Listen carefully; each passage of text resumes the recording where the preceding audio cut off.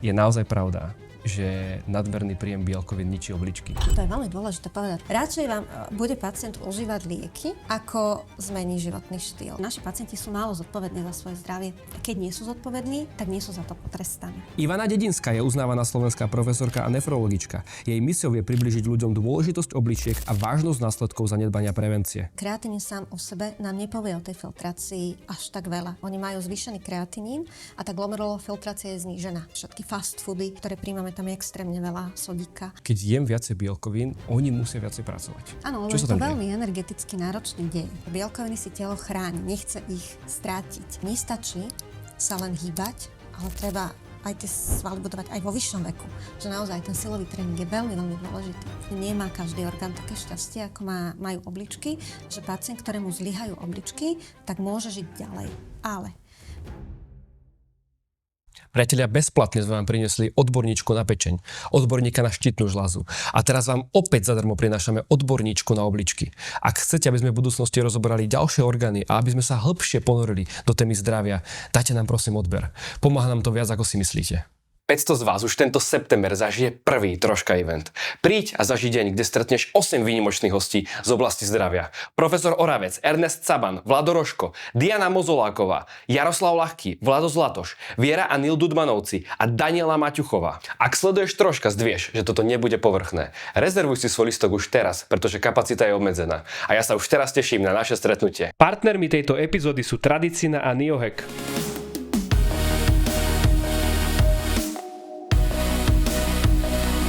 Pani profesorka, vítajte v Troškaste. ďakujem veľmi pekne za pozvanie. Je naozaj pravda, že nadmerný príjem bielkovín ničí obličky? No, tak áno.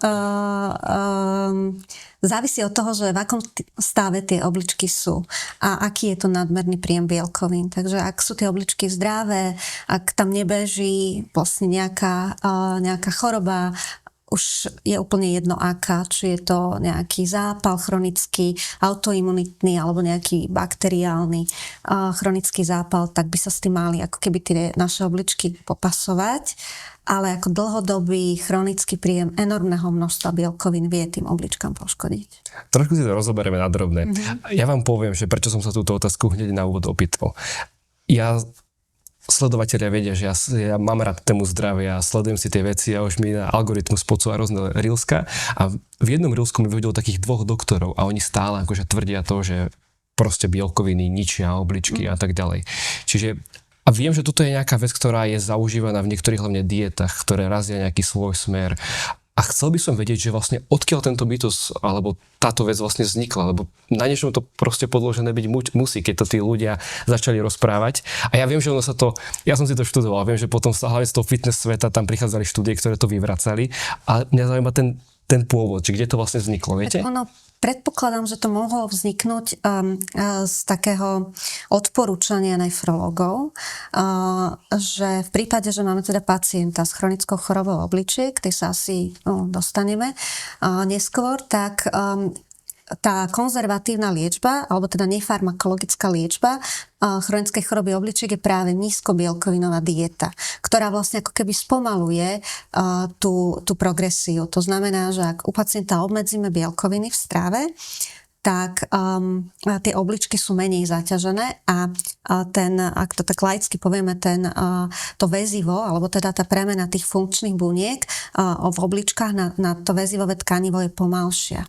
Takže, ale samozrejme, keď už tie obličky zlyhajú a pacient sa dostane na dialýzu, tak tam už ten príjem bielkovín zvyšujeme. Tam už potrebujeme, aby ten pacient nebol nejako ako keby podvyživený, čiže aby mal dostatočné množstvo bielkovín. Ale sú naozaj extrémy,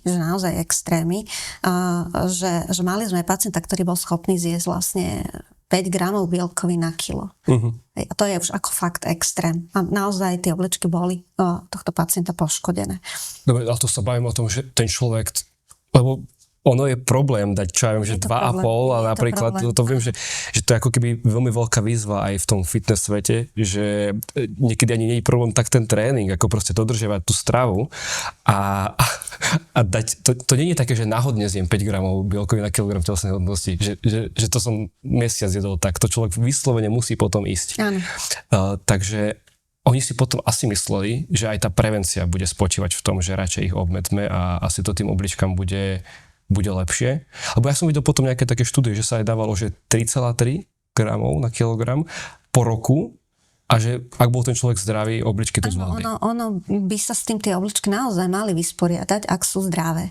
Ale aj tak, akože tie 3 gramy je už naozaj vysoké množstvo, čiže ako bežne sa odporúča, ako v takej bežnej strave, my ako keby naša dieta je naozaj veľmi bohatá na bielkoviny, hej, že taká bežná, keď si predstavíme, že čo sa bežne je v takej bežnej rodine, hej, že sa dá chlebík s maslom, so šunkou, so syrom, na obed je tiež nejaké mäsko, na večeru tiež plus minus nejaké bielkoviny, čiže ako keby tá stráva je veľmi bohatá na bielkoviny naša. Čiže... No, tak to sa už ale ľudia nestravujú. Naozaj? No, ako ja... Strašne ten fast food, tieto veci podľa mňa navorali celý ten trh a ľudia si myslia, že keď si dajú niečo z McDonaldu, je tam v tom hamburgeri, dajme tomu nejaké pomleté mäso, a teda povie, čo to je, tak si myslia, že už mám dosť bielkovín na celý deň. My s tým akože dosť bojujeme, že práve že veľa ľudí si myslí, že je veľa gramov bielkovín, ale reálne je, že práve že je málo, lebo ja som si, toto je fakt téma, ktorú som si študoval a viem, že to odporúčanie je ako medzi 1,6 až 2,2 a to už sa bavíme o tom, že ľudia, ktorí chcú naberať, môžu ísť 2,2 a 2,5 a že už nad 2,5 akože ťažko povedať, že či to už reálne nejaký benefit má navyše, že či to zase nie je zase niečo zbytočné pre to telo. Už nad 2 gramy cca ten človek spustí napríklad tú proteosyntézu a tieto veci. Viem, že aj tie bielkoviny potrebujú kvôli tým enzymom a všetkým tým veciam. Presne tak, akože veľmi dôležité látky v tele sú vlastne tvorené z bielkovín, ale tak akože všeobecne okolo toho 1,5 gramu je taká akože úplne optimálny príjem bielkovín. Samozrejme u tých pacientov, ktorí sa liečia na chronickú chorobu obličiek, tak tam ideme až na polovicu, hej, tam ideme okolo 0,6. Hej, čiže tam to veľmi významne znižujem, dokonca ešte nižšie o niektorých pacientov, ale naozaj ten enormný prísun bielkovín u chorých obličiek, kedy vlastne ani nemusí vedieť ten pacient, že ich má choré, môže veľmi významne urýchliť vlastne celý ten proces fibrotizácie tých obličiek a ako máme aj pacientov, ktorí napríklad po tej keto diet, hej, že to je vlastne postavené na... Vysokotuková strava, áno. Vysokobielkovinová. Aj tuková bielkovinová. Áno, tuková bielkovinová, áno. Tak tam vlastne tie obličky, akože keď sú choré a nevie o tom pacient, tak vedia zlyhať. Tak. Ale keď je človek zase zdravý, tak by sa s tým mal vysporiadať. Úplne v pohode, hej. Čiže poviete, keby sme dali tu nejaké také všeobecné odporúčanie, hej, že teda nejdeme úplne, ale že do 3 gramov, keď je človek zdravý v pohode, nad 3 nevidíme tam nejaký benefit a reálne... A za takou aj možno s takou nejakou pravidelnou kontrolou. Hej, že či tie obličkové funkcie sú v poriadku. Hej, že sa z toho preventívnych prehliadok a tak ďalej. Čiže... Predtým ešte odrazíme od tých bielkovín, ja by som chcel sa ponoriť do králičej nory. Čo sa fakt, že biochemicky úplne dole deje v tom tele, v tých obličkách, že prečo, keď jem viacej bielkovín, oni musia viacej pracovať. Áno, lebo je to veľmi energeticky náročný dej. Hej, ono je to veľmi energeticky náročný dej, pretože tie bielkoviny vlastne oni aktívne ako keby vracajú naspäť, pretože sú to tak vzácne látky pre telo, bielkoviny, čiže vlastne oni ako keby sa snažia vrátiť naspäť. Čiže ak si predstavíme obličku, alebo ten nefrón, čiže oblička sa skladá, tá funkčná jednotka sa skladá vlastne z takého klopka kapilár, čiže tam vlastne ako keby prichádza krv do toho, tam je to klopko kapilár, tam prebieha tá filtrácia a potom vlastne ide ako keby z toho klopka takzvaný primárny moč.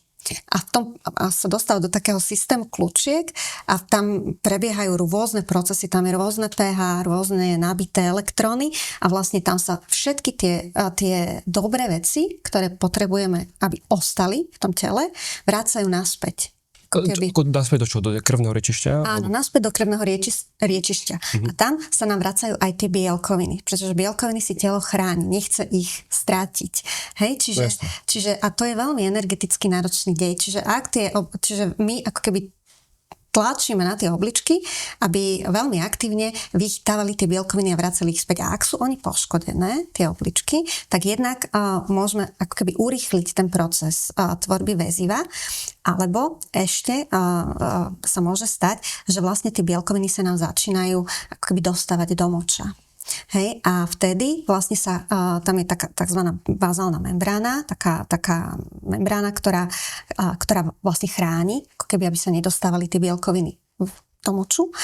Takže ona vlastne môže sa porušiť a tie bielkoviny sa vlastne cez tú membránu vlastne dostávajú preč. Okay. A to zase len zhoršuje tie obličkové funkcie a prispieva k tomu, aby sa tam vytvorilo väzivo. Čiže preto sa sleduje bielkovina v moči. Preto sa sleduje bielkovina v moči. Keď mám bielkovinu v moči, znamená to, že moje telo sa dobrovoľne zbavuje niečoho, čo je pre ňo vzácne, či som chorý. Tak, presne tak. OK, to je super. A nie je to vlastne, niektorí by si povedali, že keď ako keby, to aj študentov napríklad učíme, že keď tie bielkoviny sa vo vysokej miere dostávajú do moču pri rôznych chronických aj akutných stavoch, napríklad veľmi typický je to pri cukrovke, že sa, ako keď je napríklad zle kontrolovaná cukrovka, alebo sú také tie akutné fázy, tak sa veľké množstvo bielkovín dostáva do moču, že ako to budete liečiť, tak oni, že dáme bielkoviny, lenže že to znamená, že keď my dáme bielkoviny, čo je celkom drahá liečba, že to nie je úplne, že 5 korún, tak vlastne on to iba vyciká. Ono to proste, to nie je liečba, hej? Čiže vlastne to, čo mu my to dáme, tak to len ako keby zhoršíme ešte. Nefunguje filter. A nefunguje filter, presne tak. Čiže on proste namiesto toho, aby ich zadržal, tak aj keď ich tam pošlete viacej, tak ich zase pošleme viacej. Tak. OK. Čiže keď sa zase dostanem vlastne k tej obličke, ako sa presne nazýva to? Tá funkčná jednotka sa nazýva nefrón. Dobre, to je tá gulička, čo častokrát ľudia vidia. Gulička je glomerulus. On sa to takto volá, glomerulus. Okay. A to je to klbko kapilár. Dobre, čiže tam ide, dajme tomu, nejaká cieva. Áno. A ona sa ešte urobí na rozdelí na strašne... Ona už keď vôjde tam, tak to je jedna a ono tam vlastne je také klbôčko a z tej jednej cievy, to je stále tá jedna a ona potom vlastne ako keby vychádza, ale v tom klbku tam je vlastne tá bazálna membrána a tam prebieha vlastne ako keby tvorba toho primárneho moču a to, čo sa vlastne ako keby tam sa vlastne ako keby vytvorí ten primárny moč, ktorý ide do toho tubulu, do toho ako keby do toho systému tubulov a všetko ostatné, čo ostane v tých cievkach, tak to sa vracia do krvného obehu. OK. Dobre, ten filter. Je to akože neuveriteľné, že on vlastne rozhoduje o tom, že čo je dôležité a čo dôležité nie je, že čo si nechám a čo ide von. Čiže automaticky predpokladáme, že tam je nejaká forma inteligencie. Áno. A čo to je? Akože nejaké prepojenie s mozgom, alebo ako to funguje? Áno, funguje to aj na základe napríklad mozgu. Napríklad v obličkách sa reguluje krvný tlak a sú tam vlastne ako keby také štruktúry, ktoré dokážu sledovať napríklad, koľko je sodíka v tele. Hej? Čiže proste tam normálne prichádza tá krv z celého tela, čiže vieme, koľko je sodíka, koľko je vody, aké je pH. Čiže toto všetko sa vlastne reguluje v obličke a keď má napríklad človek stres, tak dokáže vlastne ako keby ovplyvniť cez všetky tieto mechanizmy, že jednoducho sa ten tlak zvýši.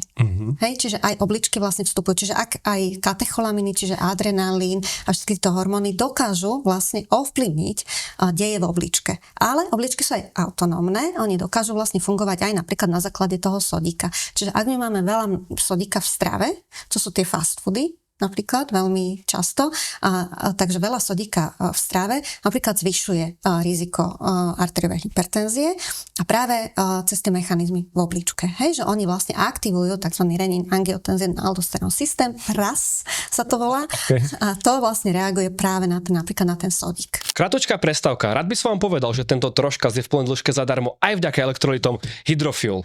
Ak sa potrebuješ ráno nakopnúť, toto funguje ďaleko lepšie ako káva. Kofeín, ktorý funguje na adenozínovom systéme, nie je ráno aktívny, zatiaľ čo adrenálny systém, ktorý funguje primárne na elektrolytoch a vode, je ráno funkčný od prvého momentu. Nie je to len nakopávač energie do nového dňa, je to palivo pre tvoj mozog, nervy a náladu. Ja som si ich veľmi obľúbil a pijem ich každé ráno. Navyše sú bez cukru, umelých sladidiel, stimulantov, plnidiel a kompromisov a chutia naozaj skvele. A vy ako posluchači Troškastu ich môžete získať s 10% zľavou. Na ich webe www.neohack.sk dodajte zľavý kód TROSHKA a zľava je vaša. Všimol si, že niektorí ľudia nie sú chorí nikdy a iní chytia všetko, čo letí vzduchom? To je imunitou. Naši starí otcovia ju podporovali drevokaznými hubami, čaga rejši či koralovec. No a náš partner Tradicina ich dal do Elixu. 10 medicinálnych húb v surovom slovenskom biomede, 1 lyžička denne pre imunitu a rovnováhu. Ak chceš telu pomôcť aj znútra, pridaj k nemu ich druhý med, Detox, s pestrecom a pupovou na podporu pečene a trávenia. My ho doma užívame tiež a naozaj sme odolnejší voči chorobám. A ty ako poslúchač Troškastu máš na oboje 10% zľavu. Na webe www.tradicina.sk zadaj kód TROSHKA10 a zľava je tvoja. Dobre, čiže k tej mojej otázke, keď vy vyberete obličku, teraz nie je napojená na mozog, na nič, tak ten filter stále funguje, hej? Áno. No, kvázi, aj keby ste ho napojili z jednej strany, z druhej strany, tak laicky vlastne poviem. Čiže áno, akože ona je regulovaná teda aj, hej? tak. Dobre. Čiže časť nejakých funkcií proste robí autonómne, bez toho, aby tam nejakým spôsobom mozog alebo niečo zasahoval na nejaký príkaz. To je veľmi zložitý filter, hej? Áno. OK. Čiže máme tam k tým bielkovinám. To je vlastne ako keby taká jedna z tých prvých veľmi dôležitých funkcií. Môžeme si rozobrať tie funkcie vlastne tých obličiek. Čiže mali sme spomenuté, že bielkoviny, tvorí sa tam moč. Tvorí sa tam moč, čiže to je asi taká najdôležitejšia funkcia, hej? Čiže tvorí sa moč v obličkách, regulujú teda krvný tlak, ako sme si povedali, hlavne teda vplyvom tej aktivity teda toho renin-angiotenzín aldosterónového systému, regulujú samozrejme acidobázu, čiže pH. Hej, čiže... To by som sa chcel zastaviť. Ja som si pozeral, že aj pH krvi je v nenormálne malom akože rozmedzi. Takže to majú nastavené na starosť obličky. Akože tam je viacero systémov, je tam napríklad respiračný systém, ale aj teda obličky a oni vlastne reagujú na to, koľko sa vlastne, alebo dokážu vlastne vylúčiť vodíkový kation. Hej, čiže oni to takýmto spôsobom regulujú a dokážu šetriť vlastne bikarbonát a naopak. Ďalšie úlohy tých obličiek. A ešte napríklad sa zúčastňujú metabolizmu kosti, pretože sa tam vlastne aktivuje vitamín D v obličkách a ešte je tam taká jedna funkcia, taká nepoznaná, ale vlastne z cyklistiky a väčšinou tam sa používa erytropoetín, tak erytropoetín sa tvorí v obličkách. Čiže on zlepšuje vlastne ako keby, alebo je dôležitý pri vyzrievaní červených krviniek. OK, to je to EPO, hej? To je EPO. Dobre, takže už sme napojení na doping cez obličky. Čiže zaujímavé, že veľmi dôležitý orgán. Sú dve. A častokrát o nich nepočuť. Že aj my vlastne už po takej... Skromný.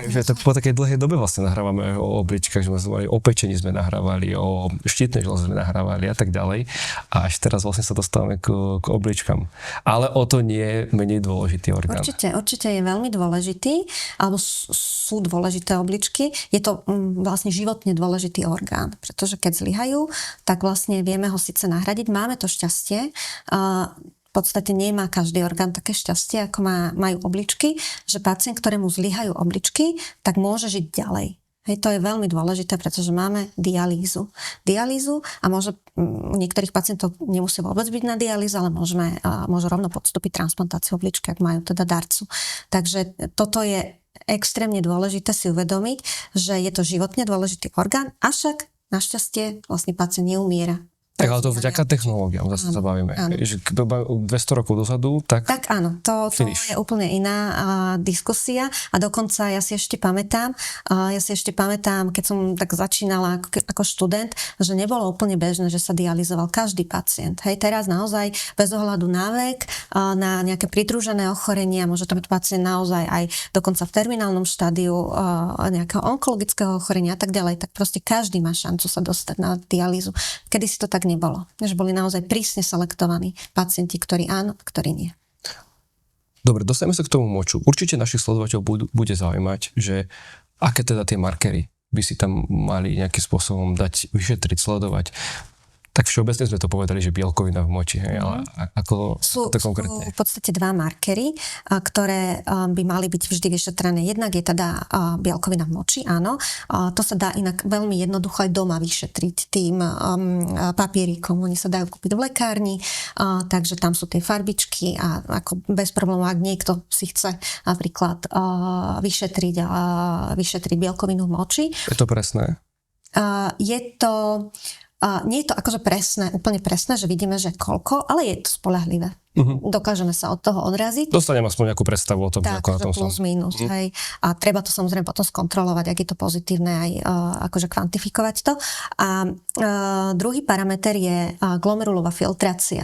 Tá glomerulová filtrácia sa nedá ako keby vyšetriť z krvi, že takto vyšetrujeme kreatinín. To je také celkom známe.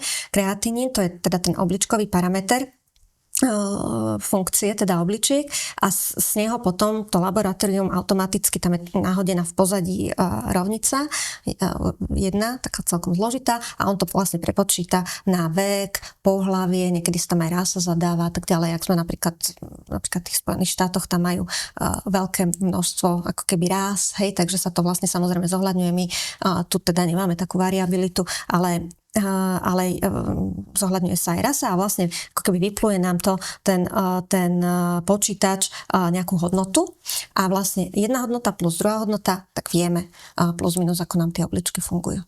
Tá druhá, myslíte?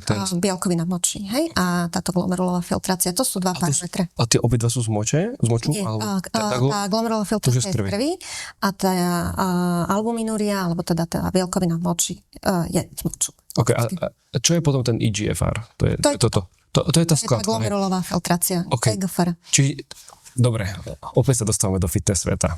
A tam presne bola táto téma o tých bielkovinách a obličkách, že ľudia, ktorí robia fitness, prirodzene je viac bielkovín, majú prirodzene zvýšený kreatinín v krvi. Prirodzene majú vyššiu glomerulovú filtráciu. A toto treba povedať, hej, určite. Áno, majú. Ale je to úplne normálne, že športovci majú vlastne zníženú tú glomerulovú filtráciu práve z týchto všetkých dôvodov. A u nich vlastne... Zníženú či zvýšenú? Zníženú. Oni majú zvýšený kreatinín a tá glomerulová filtrácia je znížená. Hej, čiže tam je vlastne ako keby tá negatívna korelácia. Okay. Lebo vysoká glomerulová filtrácia, good. Dobrá. A znížená glomerulová filtrácia nám už vedie vlastne k zlyhaniu obličiek. Čím nižšia, tým horšie. Okay. Lebo menej filtrujú tie obličky. Hej? A kreatinín čím vyšší, tým horšie. No, takže, ale u týchto ľudí je fajn vyšetrovať cystatín C, ktorý je akože presnejší, ale nie vo všetkých laboratóriách dostupný. Respektíve neviem o laboratóriách alebo o nejakých bežných ambulanciách, že by sa to vyšetrovalo. Čiže je to možné vyšetriť, ale nie je to dostupné. Hej? Takže u týchto ľudí, ktorí naozaj športujú, ktorí, tí bodybuilderi, hej, že budujú si tú svalovú hmotu, tak u nich môžeme predpokladať, že tá glomerulová filtrácia bude nižšia a treba vlastne s tým počítať. Že... Lebo ja som práve, že čo mám ja skúsenosť, a však aj na seba, že cvičím a tak ďalej. Ja mám obidva parametre v pohode, čo som si teda naposledy pozeral vo svojich testoch, ale poznám práve, že ľudí, ktorí majú, že ten kreatinín majú fakt, že vystrelený, že to naozaj je zvýšené, ale to EGFR akože je presne v tých hodnotách, ktorých má byť. Áno, to môže byť.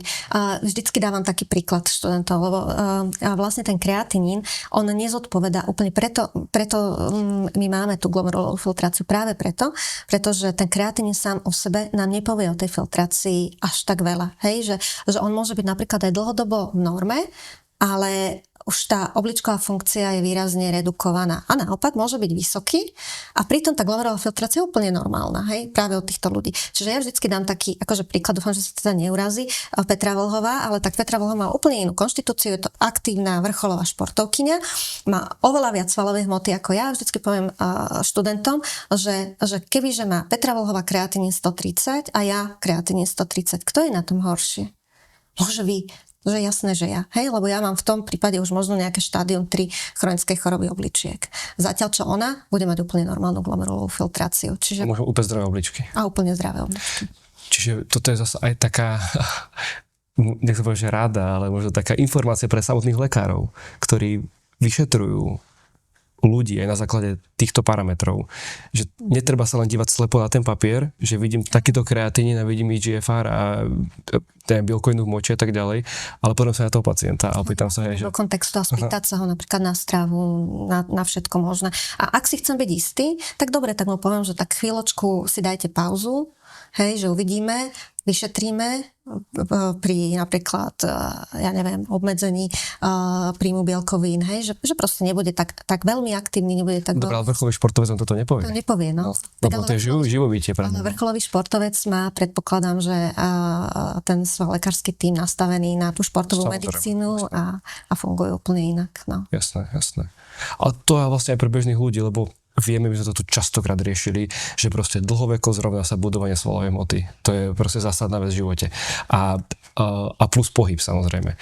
To ide ruka v ruke častokrát. Ale to je veľmi dôležité povedať. To je taká svätá pravda, že naozaj nestačí sa len hýbať, ale treba aj tie svaly budovať aj vo vyššom veku. Že naozaj ten silový tréning je veľmi, veľmi dôležitý. A tam je práve to, že a to sú možno tie staré školy, nechcem sa nikoho dotknúť, ale vidí doktor, že vystrelený kreatínin, tak hneď už začne, varovať, že jednoducho obličky odchádzajú a tak ďalej. A to naozaj nemusí byť zákonite pravda. Čiže máte vy nejaký parameter, že dajme tomu, že host je hen tam za stenou. Host, pacient, hej, nevidíte ho vôbec. A vidíte iba proste výsledky. Máte nejaký parameter, kde na 100% viete povedať, bez toho by ste ho videli, že vám fakt odchádzajú obličky? Tak určite áno. Keď sú to také tie hraničné, ako keby situácie, lebo nič nie je čierno-biele a ani definícia napríklad obličkovej choroby nie je čierno-biela, že vidím výsledky a teraz poviem presne tak, že nevidím pacienta, že on má chronickú chorobu obličiek. Nie.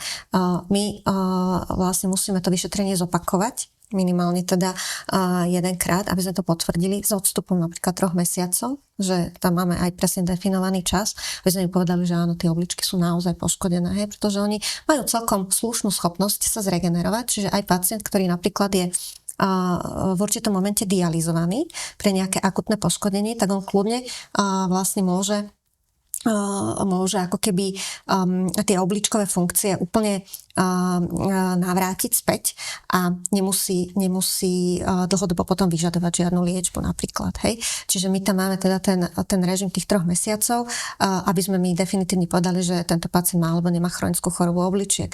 Ale ak je teda ten pokles glomerulovej filtrácie už pod tých 60 a máme tam aj nález tej bielkoviny v moči, tak už si môžeme byť plus minus istí, že niečo sa tam deje. Určite to potrebujeme ako keby potvrdiť ďalším odberom, ale áno. Je to tá glomerulová filtrácia, na ten kreatínin sa nezvykneme pozerať úplne tak, že slepo, že bez kontextu, ale tá glomerulová filtrácia. Potrebujete dáta skrátka. Hej. A ešte mne sa zdá, že to je aj pri iných chorobách, že aj pri diabete, že vám musia 3-krát tie testy nejaké spraviť, aby vám to reálne potom potvrdili, že či to človek má. Akože viem, že keď je to potom prestrelená nejaká hodnota, tak to je do očí bijúce. Raz, keď je tak glykemia 30, tak už iné to nebude, ale áno. Aj keď sa majú nejakých takých tých hraničných hodnotách. Hej, to treba vždycky potvrdiť viackrát. No veľmi zaujímavé. Čiže takýmto nejakým štýlom asi prebieha to vyšetrenie, čiže moč, krv. Je tam aj z vašej strany nejaké fyzikálne vyšetrenie alebo niečo? Vyšetrenie obličiek je vždy spojené s vyšetrením krvného tlaku, bez toho to nejde. Ako som spomínala, že teda regulujú krvný tlak obličky, čiže je to taký začarovaný kruh, že ako keby vysoký krvný tlak, tá primárna arteriová hypertenzia, tá civilizačná choroba, ktorú teda tu vidíme, tak neliečená a dlhodobo prítomná poškodzuje obličky chronicky. Hej, čiže ten vysoký tlak v tom klbku, vlastne on je tam stále vysoký a tie obličky sa proste s tým vysporiadovajú tak, že postupne začnú prepúšťať tie bielkoviny a tak ďalej. Čiže zase tam máme len tú bielkovinu a zníženú glomerulovú filtráciu a fibrózu a tak ďalej. Čiže vedie vysoký tlak ku chronickej chorobe obličiek, ale chronická choroba obličiek tým, že tam zanikajú tie funkčné nefróny, ktoré nám ovplyvňujú a regulujú krvný tlak, vedie k sekundárnej hypertenzii. Čiže začarovaný kruh. Čiže kontrola krvného tlaku je skvelá. Čiže potrebujeme aj doma, aby si tí pacienti kontrolovali krvný tlak. Keď majú chorobu obličiek, ale vždy teda skontrolujeme krvný tlak, pozrieme sa, či nemá napríklad opuchnuté nohy ten pacient, pretože strata bielkovín spôsobí to, že tá tekutina nám vlastne uniká ako keby do toho tretieho priestoru, čiže zvyknú mať pacienti pri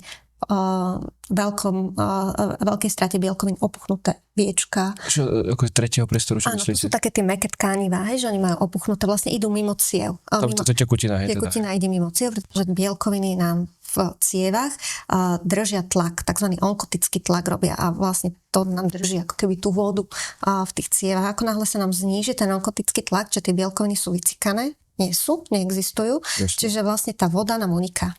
Hej, čiže nám uniká vlastne do mäkkých tkaní. Veľmi často je to teda okolo očí a často sú to dolné končatiny. Hej, čiže... Ďalšia dôležitá úloha obličiek. Áno. Teda obličiek a bielkovín tiež, áno.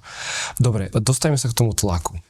Čiže je to naozaj civilizačné ochorenie. Čo je podľa vás ten kľúčový faktor, čo to spôsobuje? Prečo zrazu všetci?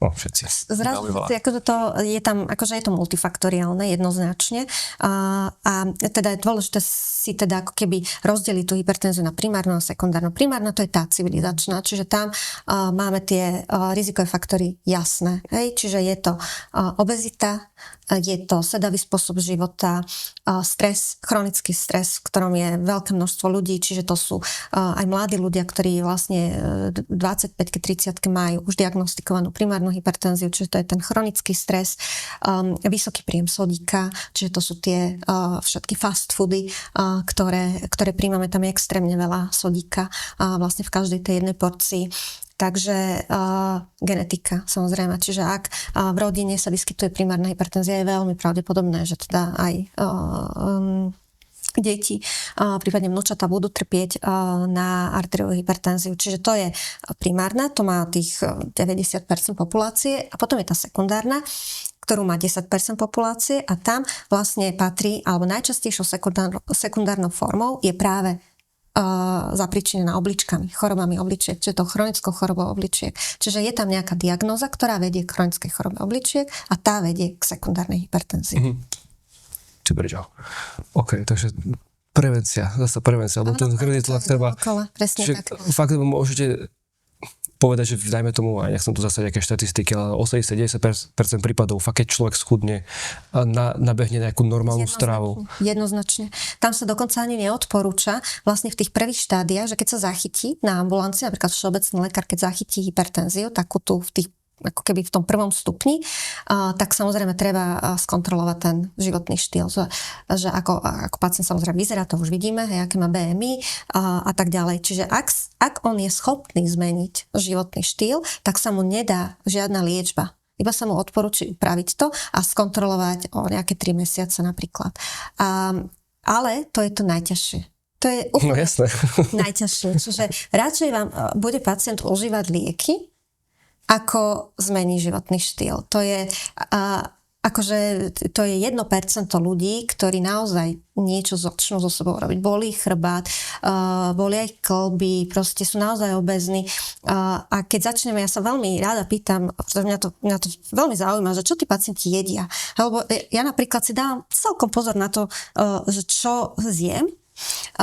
Ako nemám úplne ideálny životný štýl, že proste naozaj nejem pravidelne, ale dávam si na to pozor, aj dávam si pozor, že čo kupujeme, aby sme nemali doma hlúposti. Hej, lebo proste každý si môže dovoliť mať doma balík čipsov a kadejaké sladené nápoje, ale ako napríklad v našej rodine to vôbec nekupujeme. A ja sa teda pýtam tých ľudí, že čo jedia, ako sa strávajú, a to sú neuveriteľné veci, že napríklad niekedy mi pacient povie, že čo zje za jeden deň, ja to zjem za týždeň. Hej, že čo je obrovské porcie.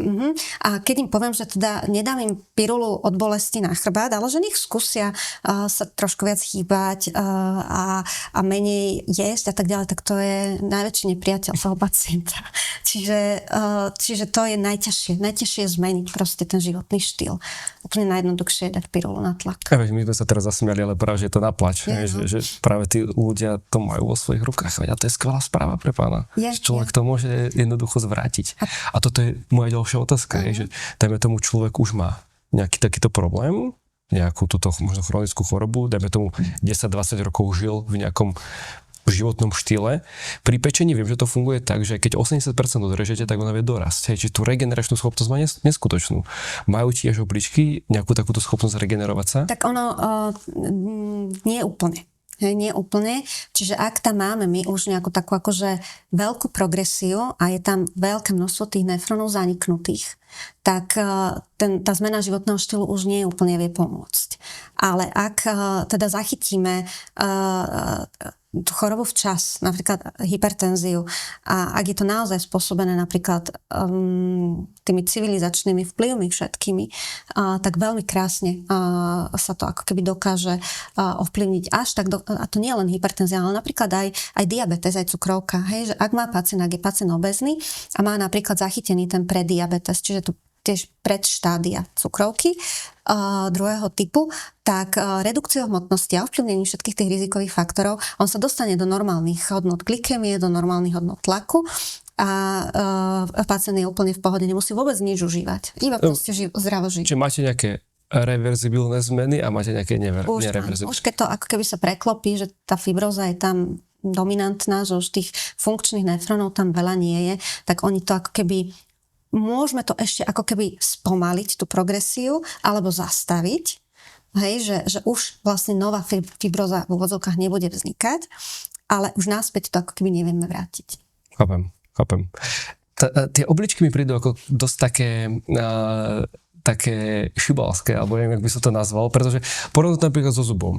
Keď zub má problém, tak mi to dá hneď najavo, že má problém, že ma bolí, začne byť citlivý, potom sa tam robí káz a neviem čo. Proste on mi dá vedieť, že je proste problém. Ale pokiaľ viem, tak obličky jednoducho môže byť problém a neozývajú sa. Obličky nebolia a to je vlastne ako keby najväčší problém v úvodzovkách. Voláme to aj tichý zabijak. Hej, že sa nám stáva častokrát, že jednoducho ten pacient proste iba ho niekde vypne na ulici a príde na urgentný príjem alebo teda do nemocnice a má extrémne vysoký kreatinín, má ťažkú anémiu, preto ho vlastne vypne, lebo už ako keby nevie bojovať s tou ťažkou anémiou. Častokrát je ten hemoglobín pod 70, pretože ten erytropoetín sa netvorí dlhodobo. A jednoducho musíme ho začať dialýzovať a už ostane vlastne ako keby trvalo na dialýze. Voláme takýchto pacientov pacienti z ulice. To znamená, že prídu, že nie sú sledovaní v nefrologickej ambulancii. Vidíte ho prvýkrát vlastne. Vidíme ho prvýkrát a hneď ho vlastne musíme začať dialýzovať. A takýchto pacientov pribúda.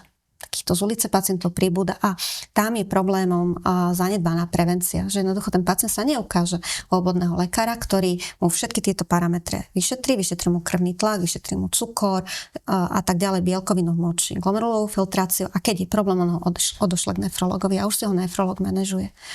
Buď zistí príčinu, robíme biopsiu obličky alebo zaliečíme tú jeho základnú diagnózu. A jednoducho postupne sa ako keby, buď sa to zastabilizuje, postupne pomaličky sa dostane v nejakom momente na tú dialýzu, ale tých pacientov, ktorí vôbec nemajú žiadnu ako keby kontrolu, predtým sa ten počet sa zvyšuje. To už zasa je asi na každom zvážení, že proste či bude chodiť na tie preventívne prehliadky a toto všetko robiť a mal by, akože určite by mal. Je to podľa nás skvelá vec, že ja by som práve ešte povedal, že by to mal častejšie. Že by to príde také, že je to, neviem ako to teraz je vlastne aj nastavené, niektorí ľudia chodia raz za 2 roky, niektorí možno ešte menej často. Aj to by príde akože strašne akože veľké rozostupy sú medzi tými kontrolami. Človek by mal podľa mňa nejakým spôsobom mať prehľad o tom svojom tele, keď tá technológia nám to proste umožňuje. To je výborné takto uvažovať, len ja mám také veľké obavy, že náš ako keby systém zdravotný, budem teraz trošku taká neúplne pozitívna, ale ja si osobne myslím, že naši pacienti sú málo zodpovední za svoje zdravie. A keď nie sú zodpovední, tak nie sú za to potrestaní v úvodzovkách. Že samozrejme nie za každú chorobu si môžeme sami. Za väčšinu si nemôžeme sami. Ale za veľa si aj sami môžeme. A to je ten problém, že tu jednoducho nie je nejaká kontrola toho, že a to sú obrovské peniaze z verejného zdravotného poistenia, ktoré my vlastne vynakladáme na riešenie komplikácií chronických chorôb, ktoré sú preventabilné. No ja som tu bol jedného pána, pán doktor Koštúriak, ak si dobre pamätám, mi to hovoril, že keby mali len ľudia dobre hladiny vitamínu D, tak to majú normálne vyčíslené, že koľko miliárd, nie miliónov, miliárd, to proste ročne ušetrí v rámci celej Európskej únie. A neviem si predstaviť v rámci celého sveta, koľko by to dokázalo. A to je fakt akože jedna veľmi primitívna vec, že chodiť 15 minút denne na slnko, keď svieti UVB. To je všetko. Dobre, dá sa to vyriešiť nejakým suplementom, ale toto je že zadarmo riešenie. Naozaj, že zadarmo riešenie, ktoré by dokázalo vyriešiť veľmi veľa problémov. Takže nehovorím, že teraz by zrazu všetci boli že 100% zdraví, ale keď sa bavíme fakt, že v globálnej miere a rozmýšľam ako nejaká, nie že krajina, ale súbor krajín, tak toto nám ušetrí miliardy naozaj. A viem, že Japonci majú veľmi podobné veci, že tam podľa BMI sú nejaké veci ohodnotené. Neviem, že keď človek má nejaké vysoké BMI a neviem presne, aká je ten trest, že či má drahšiu zdravotnú starostlivosť, alebo niečo tam je. Akože neviem, či by som išiel zrovna cestou trestania, ale skôr... Ale možno nejaké benefity. Presne, že človek, čo nefajčí, viem, že niektoré firmy to robia, keď majú nefajčiara, má viacej dní dovolenky. Lebo majú vyrátané, že oni keď chodia 15 minút každý deň fajčiť, tak za rok je to toľko dní, tak tomu nefajčiarovi to dáme. A sú motivovaní tí ľudia nefajčiť. To je super. Tak, lebo napríklad, keď absolvuje preventívnu prehliadku človek, lebo napríklad, keď sa vrátime k tým obličkám, tak dialýza je veľmi náročná finančne a to nehovorím len o samotnej procedúre, o dialýze ako takej, ale hovorím aj o tom, že ten pacient, ktorý začne chodiť na dialýzu, prestáva pracovať. Ak pracuje ešte predtým, tak on už väčšinou prestáva pracovať, pretože 3-krát do týždňa po 5 až 6 hodín plus cesta tam, cesta domov, čiže jeho to keby automaticky už invalidizuje tá dialýza. Čiže je to ekonomicky veľmi náročné a ak by sme zachytili len mizerné percento tých ľudí včas, napríklad na tých preventívnych prehliadkách, kde už vieme zasiahnuť terapeuticky zmenou životného štýlu a tak ďalej, tak oni sa vlastne vôbec nikdy nemusia dožiť dialýzy. Oni si budú žiť svoj spokojný život, dôchodok a tak ďalej a nemusia vôbec ísť na dialýzu. Ale tým, že my vlastne to nezachytávame v tých preventívnych prehliadkách, zvyšuje sa nám počet pacientov z ulice. Tak sa vlastne aj zvyšuje tá ekonomická a finančná náročnosť. Tak poďme sa do tej dialýzy rovno pustiť. Asi na úvod hneď prvá otázka, že čo to je? Ja akože poznám jedného pána, akože v živote som sa s ním osobne nestretol, ale telefonujeme spolu, riešime nejaké veci pre Troškast. A viem vždycky, keď ho zachytím aj na dialýze, tak to je počuť na tom jeho hlase, že to asi nie je úplne príjemné. Takže čo to je vlastne?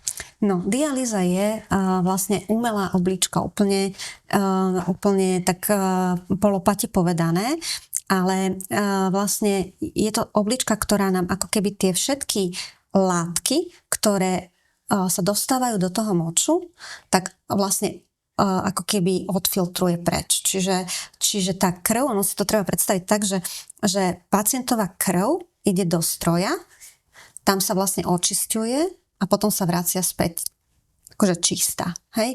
A tá procedúra trvá plus minus 5 hodín a opakuje sa každé 2 dni. Respektíve 3-krát do týždňa.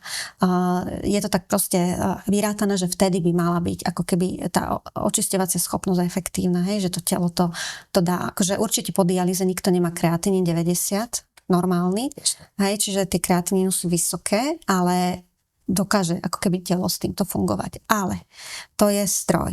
Čiže stále tie funkcie, ktoré sme si vlastne vymenovali na začiatku, tam neexistujú. Ten stroj nedokáže vytvoriť erytropoetín, nedokáže regulovať krvný tlak, nedokáže vitamín D a takisto vlastne nedokáže ako keby vytvoriť moč. Hej? Čiže my tam vlastne iba očistíme tú krv od tých škodlivých látok, od tých toxínov, ale ten moč sa netvorí. Hej? Čiže ten pacient vlastne nemočí. Fakt? Fakt, že vôbec? Nemočí. Akože rok napríklad? No aj viac rokov. On vlastne nemočí. On stráca vlastne tú dialýzu. Chápem, že dialýza je tá tá oblička externá, ale on tie obličky stále má v On sebe, tie nie? obličky stále má a A oni čo, rezignujú, oni nerobia nič? presne tak. Oni sa zmenia vlastne na fibrotické tkanivo. To, čo som hovorila, že vlastne tie funkčné nefróny, tie stavebné jednotky, oni sa vlastne tým chronickým procesom vlastne menia na väzivo. Hej, oni úplne sklerotizujú a menia sa na väzivo.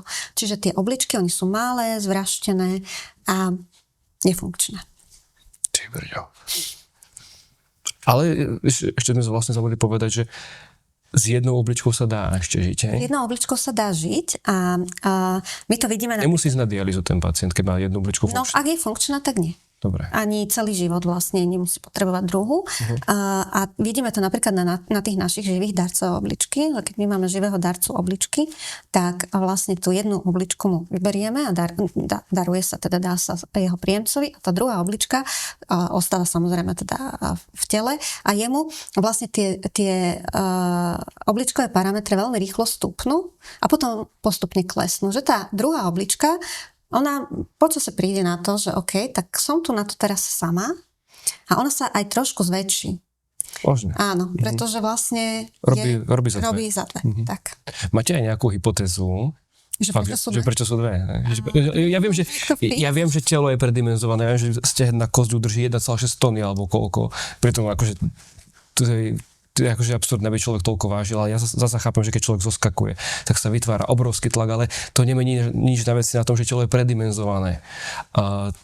Akože je to akože rezerva, alebo... Tak môže byť samozrejme rezerva, ale ja mám na to takú odpoveď, že asi preto, aby sa mohla tá jedna darovať. Fakt. A tí darcovia, oni sú fakt že úplne zdraví ľudia, ktorí sa Ja byť zdravý. ktorí sa rozhodnú. Nie je to tak, že tí nejaký, že pri autonehode alebo niekto Nie, zomrie. to sú mŕtvi darcovia. To je úplne iná kategória. Čiže my máme dva typy darcov. My máme mŕtvych darcov a živých darcov obličky. Tak, tam treba dať, že živý darca obličky. A teda je pri tom mŕtvom darcovi, ťažko sa mi to vyslovuje vôbec, ale že tá oblička je použiteľná reálne. Obidve obličky použiteľné až potom. Áno, ak máme mŕtvého darcu, tak tam sa vlastne tie orgány použijú všetky, ktoré môžeme použiť. Čiže tam sa vlastne použije aj srdce, plúca, pečeň a obličky. A tie obličky tým, že teda sme si povedali, že môže človek fungovať s jednou, úplne plnohodnotne, tak vlastne tí pacienti, ktorí čakajú na transplantáciu, to sú tí dializovaní pacienti so zlyhanými obličkami, tak tie dve obličky sa použijú pre dvoch príjemcov. Čiže my nedávame dve obličky jednému, ale dvom. Čiže vždycky, keď je pacient, ktorý má zlyhané obidve obličky a je nejaký darca, tak vy mu nedarujete obidve. Vždycky mu darujete iba jednu, hej? Jednu. Nikdy sa nerobí aj tá druhá, hej? Veľmi málo kedy sa robí a to je taká veľmi smutná udalosť. Robí sa to, keď máme detského darcu. Aj to sa stane, že máme teda dieťa, ktoré zomrie a vtedy tie obličky, ak sú veľmi malé, tak sa môžu dospelému príjemcovi dve obličky transplantovať, ale inak sa vlastne... Dorastú mu? Zväčšia sa. Čiže sú ako keby nastavené na to, že proste budeme veľké a... No dúfam, že toto sa diať nebude. Je to veľmi zriedkavé. Dobre, chvála Pánu Bohu. A tí živí darcovia, ste sa s nimi rozprávali, že čo toho človeka vedie k tomu, že... Pravidelne máme tieto transplantácie. Tak ono na Slovensku vlastne je to aj teda všade vo vyspelých krajine to veľmi kontrolované, aby nedošlo k nejakému obchodovaniu s orgánmi. Čiže je to naozaj veľmi kontrolovaná ako keby oblasť medicíny. No a čo sa týka živých darcov, tak vždy tak využijem také vyjadrenie jedného kolegu z Košic, bývalého primára transplantačného centra v Košiciach, teraz je riaditeľ v Košiciach. V nemocnici on vždy hovorí, že živý darca obličky je najdôležitejší pacient v nemocnici. A má pravdu, pretože živý darca obličky je zdravý človek. On v podstate nie je pacient. A rozhodol sa vlastne podstúpiť akože celkom zložitý operačný výkon a predtým tortúru vyšetrení, naozaj nie je úplne jednoduchých, aby teda mohol niekomu v úvodzovkách zachrániť život. Hej? A tí darcovia sú sú emočne spriaznení s tým príjemcom, že nie sú to cudzí ľudia, ale sú vlastne naozaj nejaká emočne spriaznení, buď sú to rodičia, alebo sú súrodenci, partnerka veľmi často, alebo takí, že dlhoroční kamaráti. A to sú tí ľudia, keď akože sú, oni vedia, že oni si to môžu rozmyslieť, aj keď idú už na tú operačnú salu, aj v tej sekunde. My to vždy budeme rešpektovať. Ale to sú nádherné príbehy, čo sa tam akože dozviem. To mám najradšej, mám vlastne konzultáciu so živým darcom, keď mi začne rozprávať o tom, že prečo sa tak rozhodol. Lebo my musíme zistiť tú emočnú spriaznenosť. Čiže oni nedávajú cudzím ľuďom? Nie. Musia vlastne mať svojho konkrétneho príjemcu, s ktorým musí byť emočne spriaznený. Aha, to je akože podmienka z vašej strany. Že nemôžete, že niekto príde a že dám to hocikom. Nie, nemôže, toto ešte nemáme, aj keď to už vo väčšine krajín existuje v Českej republike, že vlastne príde niekto a stretávame sa s tým fakt z času na čas, že príde mail do nemocnice na taký všeobecný, alebo nám do centra, že dobrý deň, že chcel by som darovať obličku. Hocikom, je mu jedno. Že proste to tak cíti, že je taký altruista. Ale tohto altruistického darcu my ešte v zákone teda nemáme, ale chceli by sme, čiže určite budeme na tom pracovať. A tento človek, keď daruje obličku, tak vlastne ide do čakacej listiny tá oblička, čiže sa vyberie najlepší vhodný príjemca pre ňoho. Keď sa teda vyoperuje tá jeho oblička funkčná, predpokladám, že asi do chladu, alebo niečo také. Áno. Ako dlho vydrží? Oblička vydrží, akože keď máme transplantáciu od živého darcu, tak tam to ide hneď. Hej? To mi je jasné. Ono, akože väčšinou sú vlastne aj paralelne, že vlastne sa robí odber a súčasne sa už pripravuje príjemca na druhom stole, hej. Závisí to teda samozrejme od toho, že ako to majú nastavené v tých jednotlivých transplantačných centrách, ale ak máme mŕtvého darcu, tak tá oblička aj cestuje za iným príjemcom do iného centra, tak v priemere ako keby sa snažíme to natransplantovať do tých 12 až 24 hodín. Ale niekedy, keď sú nejaké problémy, napríklad sa môže stať, že máme vybratého príjemcu, ktorý proste príde a zistíme, že je tam nejaký medicínsky problém, hej, že to nevieme natransplantovať tomuto konkrétnemu človeku, ktorého sme chystali, lebo niečo, tak sa vyberá ďalší príjemca. V poradí sa to predlžuje, tak mali sme aj cez 30 hodín studenú ischémiu. A stále sa bavíme v hodinách, hej? Nie je to v týždňoch. Nie, to nie. To fakt, že ide o čas potom, každá sekunda je dobrá. Čiže ten orgán vlastne ešte za horúce, hej, trvá to Zastudená najlepšie. Zastudená, hej, vlastne v tomto prípade, hej. Čiže vy ste to robili? A robíte? Nie, ja som internista, čiže ja som vlastne ako keby v tom živote toho pacienta po transplantácii obličky sú dvaja kľúčoví lekári, chirurg a nefrolog. A ten nefrolog a nevieme to urobiť jeden bez druhého. Proste sú absolútne nutní, hej? Čiže nevie to urobiť nefrolog sám a nevie to chirurg robiť sám. A funguje to tak, že vlastne nefrolog toho pacienta vyšetrí a pripraví na tú transplantáciu. Čiže my urobíme všetky tie procesy, úkony k tomu, aby ten pacient, aby sme povedali, že nie každý pacient môže dostať obličku, nie každý pacient je vhodný kandidát na transplantáciu. Čiže my ho musíme vyšetriť a musíme zistiť, či je vhodný kandidát. Ak áno, tak je vlastne zaradený na čakaciu listinu. Čiže toto všetko robí nefrológ a potom dokonca nefrológ aj vyberá toho pacienta na tú transplantáciu. Hej, čiže keď už máme ako keby toho darcu, máme to poradie, tak ten nefrológ ako keby vyberá. Mŕtvého darcu. Čiže vy dostanete nejaké parametre toho zomretého a že na základe niečo namačujete. Počítač nám to napáruje, tie genetické zhody, krvné skupiny. Počítač to robí, hej? Počítač to robí. Umelá inteligencia? Asi nie umelá inteligencia, ale áno, je to algoritmus, ktorý je jasne stanovený, kde sú jasné pravidlá a vlastne každý jeden darca má svoje vlastné poradie príjemcov a vlastne ten nefrológ ako keby musí akceptovať to poradie, ale samozrejme sú tam nejaké výnimky, že napríklad pacient prvých poradí má aktuálne zápal plúc. Hej, čiže ho musíme preskočiť, lebo nie je schopný teraz absolvovať transplantáciu. Čiže ako keby je možné vo veľmi výnimočných prípadoch preskočiť to poradie. Najčastejšie sú to nejaké medicínske príčiny. Takže vlastne vyberá nefrológ. No a potom už v podstate chirurg to našie, natransplantuje. To je chirurgická záležitosť. A potom vlastne po transplantácii u nás, asi každé centrum to má inak, ale u nás vlastne ten pacient leží na chirurgii a my chodíme ako nefrológovia na vizitu, na tú chirurgiu. Vždy robíme ako keby spoločne tú vizitu a keď už vlastne ten pacient potrebuje nefrológa o čosi viac ako chirurga, tak si ho zoberieme k nám. A to je väčšinou po 2-3 dňoch. že ten pacient vlastne ide k nám na oddelenie a už potom zase tá starostlivosť je v našej režii. No k vám na oddelenie, vy ste vlastne v Martine, kde toto oddelenie máte, majú všetky nemocnice nefrologické oddelenie? Nie, to je tiež veľmi zaujímavé, ako sa to vyvíjalo, pretože vlastne nefrologické oddelenia sú v podstate na štyroch nemocniciach, tých koncových, čiže v Košiciach, v Banskej Bystrici, v Bratislave a v Martine.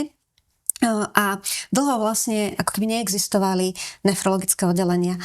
Tí nefrologickí pacienti sa liečili na interných oddeleniach, ale ja to vždycky tak hovorím, že to bolo také veľmi smutné obdobie, pretože máme endokrinologický ústav národný, máme reumatologický ústav, máme kardiologické ústavy. Čiže ako keby každý pacient s tou svojou chorobkou ako keby mal nejaký ten domček, kde sa môže liečiť, ale tí nefrologickí pacienti, tí boli na tých interných.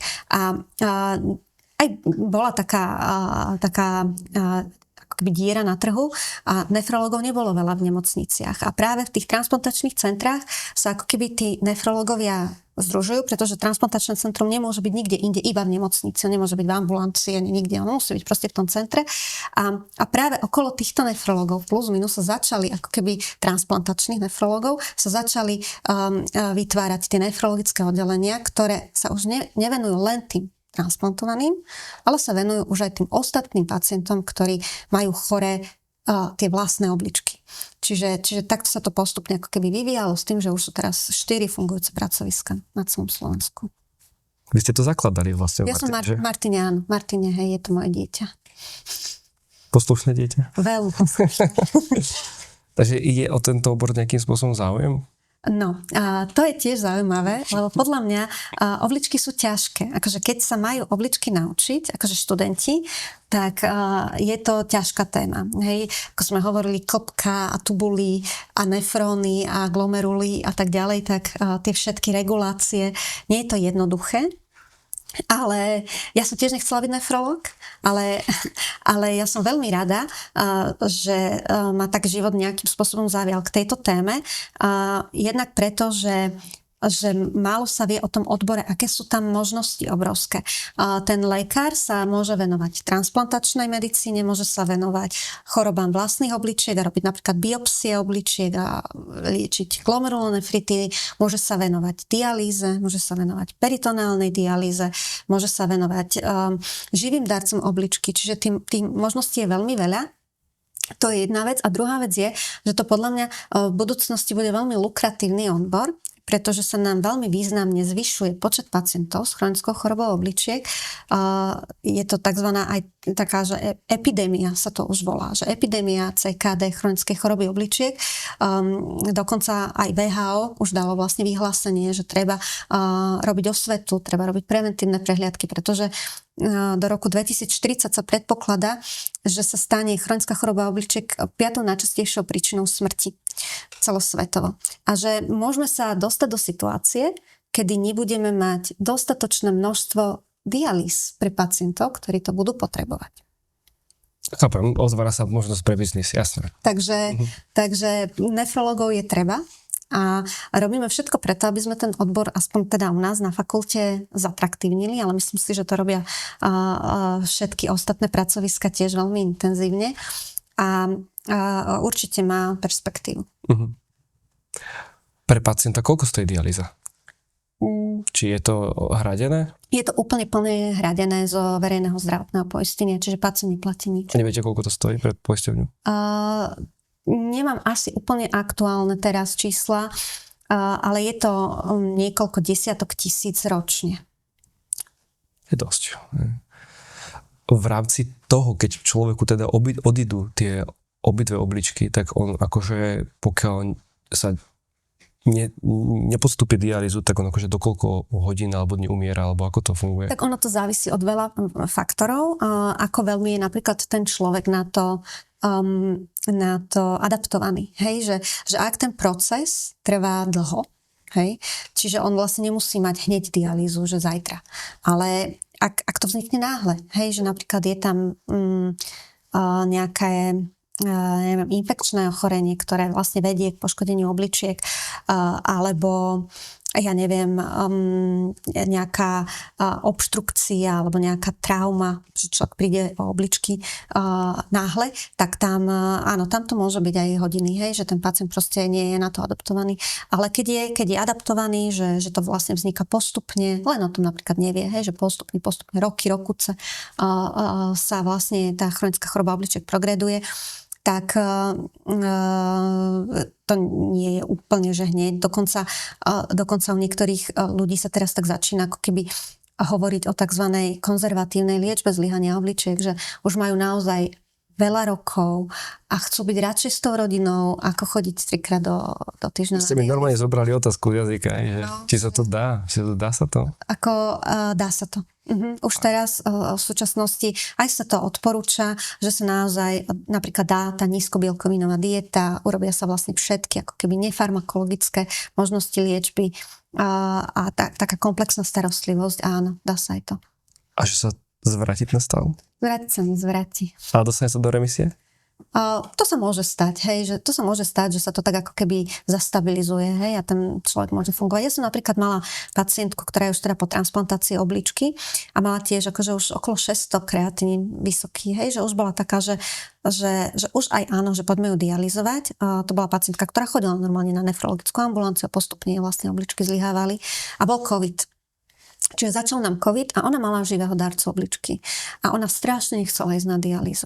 Čiže my sme vlastne pripravili toho živého darcu obličky, bol odsúhlasený všetko, ale stále sme mali problémy odtransplantovať, pretože tá epidemiologická situácia bola tak zlá, že sme ju nevedeli ako keby prijať do nemocnice. Už sme aj mali termín, ale vypadli nám z hodiny na hodinu všetky inštrumentárky, pretože tam niekto ochorel, čiže sa neoperovalo, lebo tam nemal kto vlastne podávať nástroje, hej, inštrumentárky neboli. Potom nám vypadli sestry na iske, potom ochorel ten darca, hej, čiže stále sme to ako keby odkladali a ona nám vlastne krásne na konzervatívnej liečbe vydržala ešte 2 roky.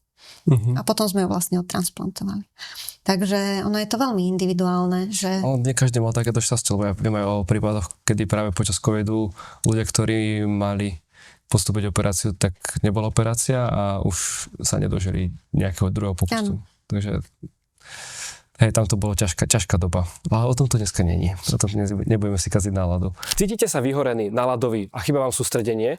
To nie je len stres. To je hormonálna nerovnováha. Vaše telo volá o pomoc. Preto som rád, že partnerom tohto troškastu je Shilajit, ktorý nie je len obyčajným doplnkom, ale silným adaptogénom. Shilajit obsahuje kyselinu fulvovú, ktorá pomáha vášmu telu prirodzene optimalizovať produkciu kľúčových hormónov, podporuje energiu, znižuje kortizol a prináša skutočnú vnútornú rovnováhu. A vy ako posluchači troškastu ho môžete získať s 10% zľavou. Na ich webe www.tradicina.sk zadajte zľavový kód TROSHK10 a zľava je vaša. Keďže sleduješ tento troškas, tak verím, že vieš, že kreatín je najpreskúmanejší suplement na planete.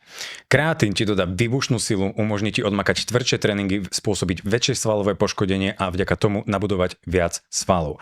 Kreatín je takisto veľmi efektívny nakopávač mozgu, ktorý podporuje kognitívne funkcie a zmierňuje spánkovú depriváciu. A ty si ho môžeš zakúpiť od nášho partnera, či už v kapsulovej alebo v práškovej forme na webe www.neohack.sk a zadaj pritom zľavový kód TROSHKA a získaš 10% zľavu. Teraz späť k troškastu. Teraz v rámci tej dialýzy existuje viacero typov?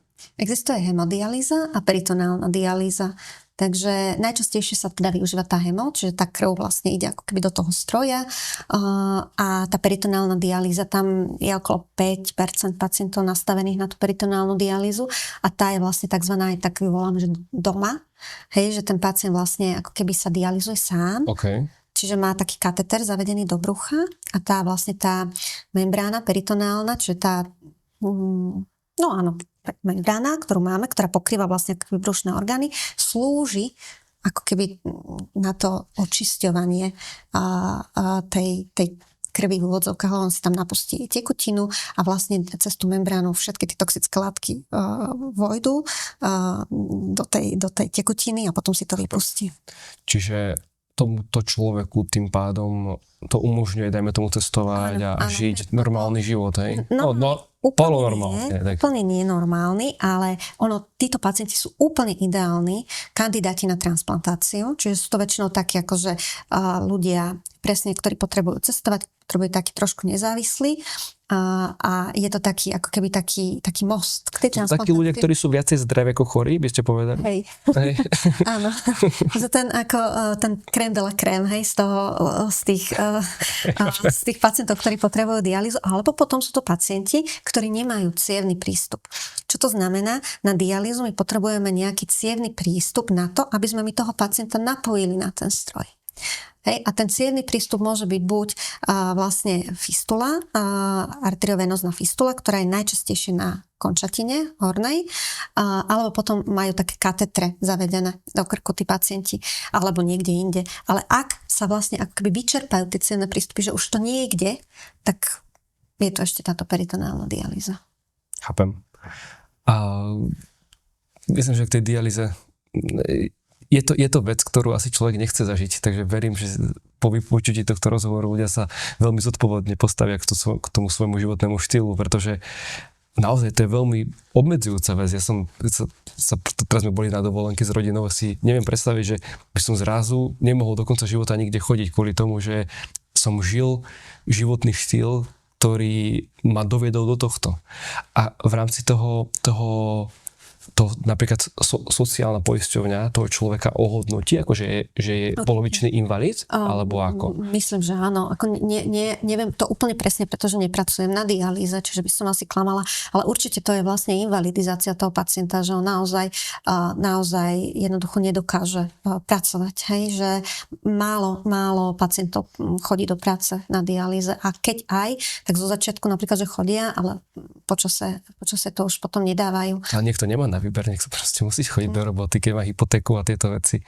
Takže aj to zdravie nie je to len o tom, že aby som sa cítil dobre a tak ďalej, ale to už zasahuje fakt, že do všetkých oblastí nášho života, lebo to telo je, ako zdraví sme my, taký produktívni sme v práci, ja si osobne myslím, že tam je určite aj nejaká korelácia aj napríklad s príjmom a tak ďalej, alebo s kreativitou určite, čo sú všetko vlastne potom spojené nádoby, ktoré sa navzájom jednoducho ovplyvňujú. Keď človek zase je kreatívny, má nejakú prácu, ktorá dáva zmysel, cíti sa lepšie, má menej stresu, tak zase telo je zdravšie a tam akože by sa dalo takýchto tých pavučín robiť XY, že ako telo vlastne funguje. A tu by sme ešte mali povedať, že nie všetci ako keby si môžu za to, že sa dostanú na dialýzu, lebo je tam akože naozaj veľké množstvo chorôb, ktoré my nevieme vplyvniť. Hej, že sú to napríklad aj mladí ľudia, ktorí z plného zdravia vlastne zistia, že majú nejaký typ glomerulonefritídy a my na to nemáme liečbu.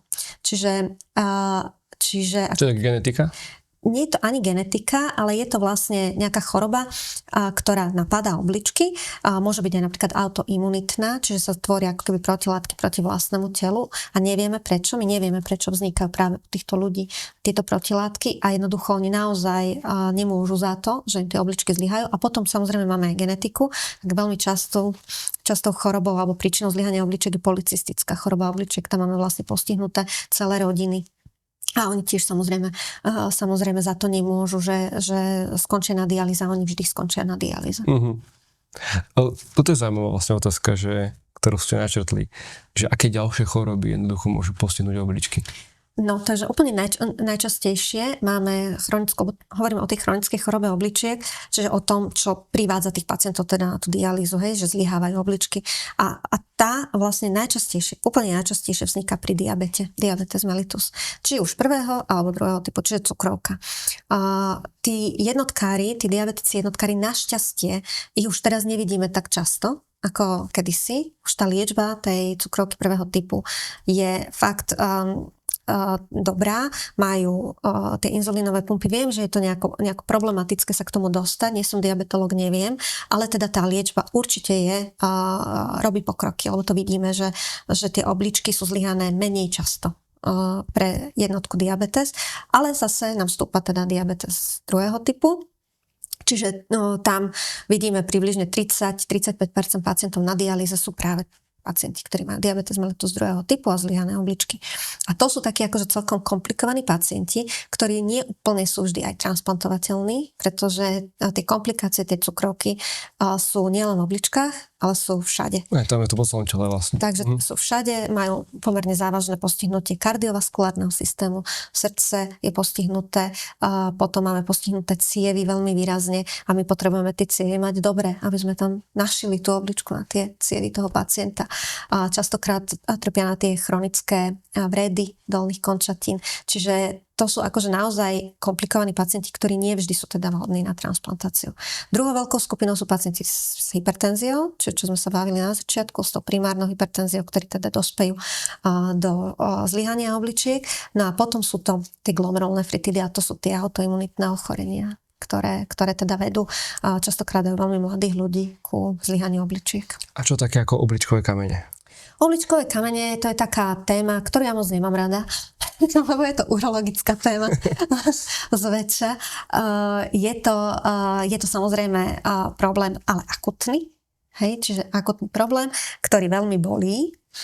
Čiže ten pacient vie veľmi dobre, že má kameň, čiže ho to privedie teda najčastejšie k urológovi a samozrejme tam potom je nutné zistiť, že aký druh kameňa to bol, že prečo to vzniklo a samozrejme upraviť životný štýl. Máme na to teda kolegu, ktorý sa tomu venuje veľmi intenzívne u nás v tíme a spolupracuje s urológmi a on vlastne týchto pacientov sleduje a dá im aj taký dotazník vyplniť, že ako teda koľko tekutín, koľko kávy vypije a čo je a tak ďalej a podľa toho, že aký ten kameň je, on im vlastne ako vie nastaviť tú životosprávu, ale kvôli kameňom nám nezlyhávajú obličky.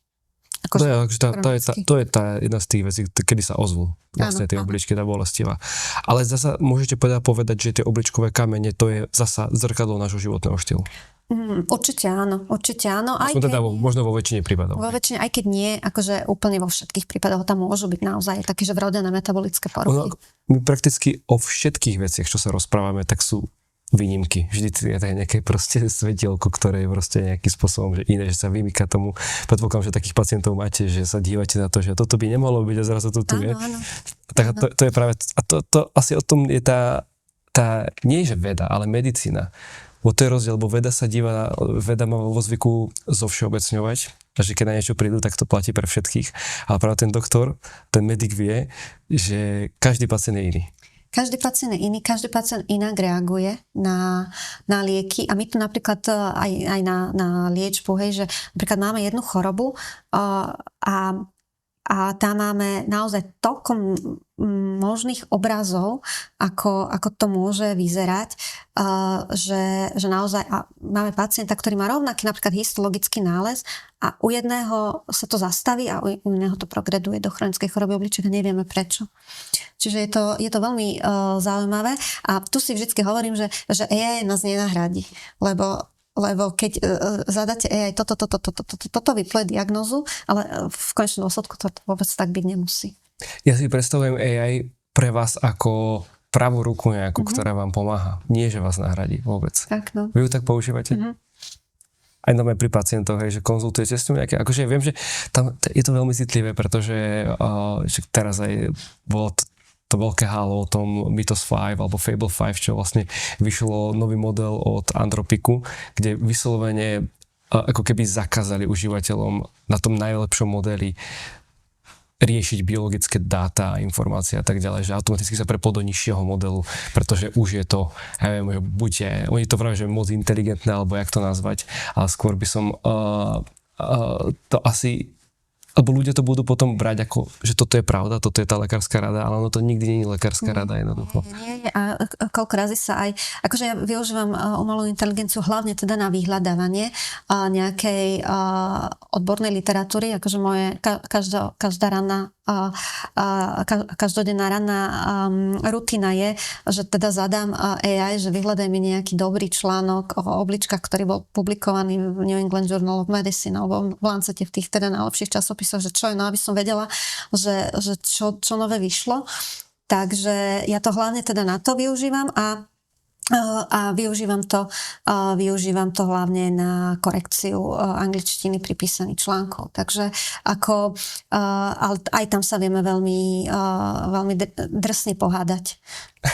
Že akože netreba slepo veriť tomu, pretože sú tam akože naozaj robí chyby, hej, že proste všetko treba kontrolovať a vysvetliť si veci. Čiže nie je to také, že okopírovať a vložiť to v žiadnom prípade, tak to sa to nedá používať. Vravím, že na ten zber dát a analýzu dát, tak to je dobré na nárobenie s tými dátami. My to tiež akože veľa používame v rámci práce, takže ale vidím, že tú kreatívu samotnú a ten osobitný ľudský prístup To nedá. No. Dobre, k tým obličkám vlastne sú na internete častokrát aj nejaké ozdravné kúry, detoxy obličiek a tak ďalej, kedy sa ľudia snažia niekomu zase niečo predať. Funguje, nefunguje? Nemám s tým v podstate skúsenosti ani popravde, ani sa ma na to veľmi pacienti nepýtajú na tieto kúry. Neviem, že či sú takí akože skeptickí voči tomu. V zásade ako keby zdravé obličky si vedia s tými okyslenými v úvodzovkách, ako sa to tak hovorí, že mám veľmi kyslé prostredie, tak idem si ho nejakým spôsobom upravovať, tak s tým sa obličky vedia absolútne bez problémov popasovať. Takže, ale ako nemám s tým ja ako vo svojej praxi nejaké skúsenosti s týmito kúrami. Dobre, a keď sa bavíme o nejakých veciach, ako napríklad čaje, ktoré sú že močopudné a tak ďalej, že čaje, to môže pomôcť? Akože urologické čaje sú fajn. Ako urologické čaje celkom odporúčame, napríklad pacientov, ktorí majú opakovanie infekcie, tak to dokáže pomôcť. Dokonca aj brusnice pomáhajú na infekcie. Keby ste mali dať našim sledovateľom jednu radu, pri ktorej urobia to najlepšie pre svoje obličky v rámci prevencie, čo by to bolo? No, prevencia. Aby proste išlo, lebo my si doma nevieme zmerať tú glomerulovú filtráciu, vieme si zmerať doma tlak, čiže pravidelne si merať tlak, jeden tlakomer v rodine určite treba a ísť na tú preventívnu prehliadku, tak, ako nám treba. Samozrejme sú skupiny ľudí, ktoré by mali na preventívnu prehliadku chodiť častejšie, hlavne čo sa týka obličiek, napríklad sú to pacienti práve s tou polycystickou chorobou obličiek, ale oni sú už odchytení od detstva, hej, čiže oni sú sledovaní, ale napríklad keď má niekto diabetes, keď má niekto hypertenziu, to tiež ako strašne nemám rada, že proste pacient má arteriovú hypertenziu a povie mi, že toto som prestal užívať pred 2 týždňami a že prečo, lebo som už mal dobrý ten tlak. A vrem, že ale preto ste to mal dobrý, lebo ste to užíval. Aha. Hej, že treba akože aj s tými pacientami pracovať a vysvetliť im, že jednoducho je to trvalá liečba. A keď naozaj, keď ten tlak klesne, že pod 110, pod 105, že ich múta, tak vtedy akože môžeme hýbať s tou liečbou, ale naozaj ako keby je to dlhodobá liečba a ten tlak si treba teda merať, aby ten lekár vedel, ako sa hýbe doma, lebo nemusí byť taký istý v ambulancii, ako je doma. Po tých všetkých informáciách, ktoré vy momentálne máte, aj po tom, že cestujete a poznáte XY ľudí po celom svete v rámci z tejto sféry zo zdravia, ako sa vy momentálne pozeráte na naše zdravie, na ľudský organizmus? Ako všeobecne? Tak pozeráme sa tak, že ešte strašne veľa vecí nevieme. Že ja mám pocit stále, ako keby z roka na rok väčší, že viac neviem, ako viem. Ja tiež. Kedy to skončí a furt je to horšie. To bude presne tým, že tiež som to riešil v jednom podcaste, že fakt, že vieme pár percent v tom tele. Pár percent. Čiže, ale podľa mňa zasa to je tá možnosť pre tú vedu a pre tie zrušujúce objavy, ktoré môžu byť tuto. V rámci nás, v rámci vlastne nášho organizmu. Pani Dedinská, ďakujem veľmi pekne. A ja ďakujem. Akože bolo to naozaj, že výživné. A vieš, že sme sa bavili akože nie o úplne že veselej téme, ale ja som si to aj napriek tomu celé užil, pretože teraz zasa viem, z toho iného pohľadu chápem, prečo, ako sa starať o to zdravie. Vieš, zasa, ja to stále opakujem, že my sa bavíme dookola o tých istých veciach. Strava, budovanie svalovej moty, pohyb, životný štýl, dobré vzťahy, menej stresu a tak ďalej. Všetky orgány sú vlastne týmto rovnako ovplyvnené, ale tie procesy sú za každým trošku iné, že čo sa vlastne deje v tom tele, ma to veľmi zaujíma. A hlavne potom aj ukázať tú druhú stránku toho, že keď človek toto jednoducho je voči tomu ľahostajný a že až kam to môže zájsť. Radšej ukázať ako keby ten výstražný palec, že tá dialýza je značné obmedzenie vlastne toho životného štýlu, ktorý človek má, že bolo by dobre urobiť preto niečo, aby, ak je to teda v silách toho človeka, že idem tomuto predísť. Určite. U nás tradíciou troška stojí vždycky nechať nejaký odkaz. Čo by ste chceli odkázať našim sledovateľom? Čo by som chcela odkázať, aby sme všetci počúvali to vlastné telo, aby sme sa o to starali, lebo to zdravie máme len jedno. No a presne ako ste povedali, proste dôležité je urobiť všetko preto, aby nám vydržalo čo najdlhšie. No. Priatelia, ak sa vám páčila táto epizóda, nezabudnite dať odber, like, komentár a toto bola pani profesorka Ivana Dedinská. Ďakujem veľmi pekne. Ďakujem veľmi pekne.